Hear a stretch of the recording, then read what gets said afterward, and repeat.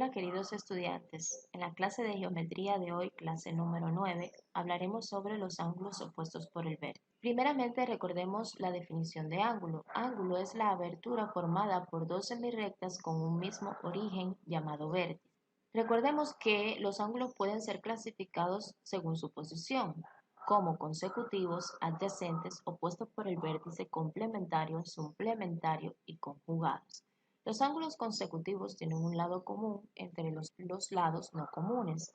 Los adyacentes tienen un lado común y los dos no comunes están en la misma recta. Los ángulos opuestos por el vértice, sus lados forman dos pares de rayos opuestos y tienen la misma medida 2 a 2.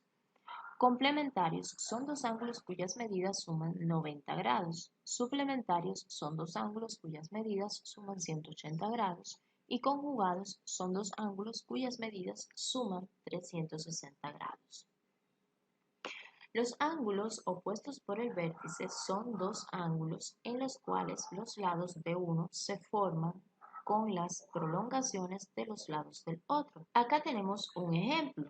Por ejemplo, en esta imagen el ángulo beta es opuesto por el vértice al ángulo delta.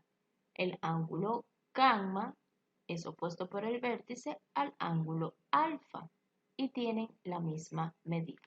Relación de ángulos. Por ejemplo, para los ángulos opuestos por el vértice, aquí tenemos un ejemplo. El ángulo 1 es opuesto por el vértice al ángulo 3, el ángulo 2 es opuesto por el vértice al ángulo 4, el ángulo 5 es opuesto por el vértice al ángulo 7 y el ángulo 6 es opuesto por el vértice al ángulo 8. Los ángulos consecutivos, también llamados ángulos continuos, son ángulos que cuentan con un lado en común y un mismo vértice. Por ejemplo, como podemos ver en la imagen, el ángulo 1 y el ángulo 2 son consecutivos, ya que tienen el mismo vértice A. Es decir, estos ángulos comparten un lado y vértice y se ubican uno al lado del otro. La suma de los ángulos consecutivos viene a ser igual al ángulo formado por lo que son los lados no comunes de los ángulos. Cabe destacar que los ángulos consecutivos también son ángulos adyacentes. Los ángulos adyacentes son aquellos que comparten un lado y el vértice, mientras que los otros dos lados resultan semirrectas opuestas.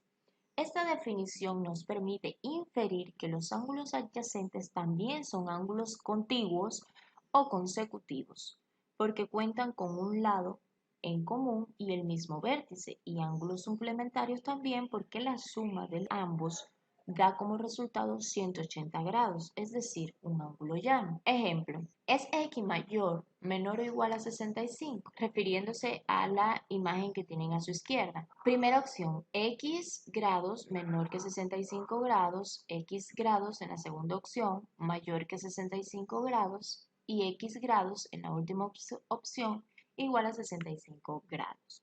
Como pueden observar, la respuesta correcta es la última opción, ya que los ángulos opuestos por el vértice son iguales y estos dos, x grado y 65 grados, son opuestos por el vértice, por lo que son iguales. Ejemplo número 2. Calcule la medida del ángulo 1 y 2. Como podemos observar, el ángulo de 55 grados que nos dan es opuesto por el vértice al ángulo 1, por lo que el ángulo 1 va a ser igual a 55 grados por ser opuestos por el vértice. El ángulo 2 y el ángulo 1 son adyacentes, por tanto y demás la suma de ellos dos va a ser igual a 180 grados. Si despejamos el ángulo 2 nos va a quedar igual a 180 grados menos 55 grados y esto nos da 125 grados. Entonces el ángulo 2 es igual a 125 grados por ser ángulos adyacentes. Muchas gracias por su atención y concluyo con la siguiente frase.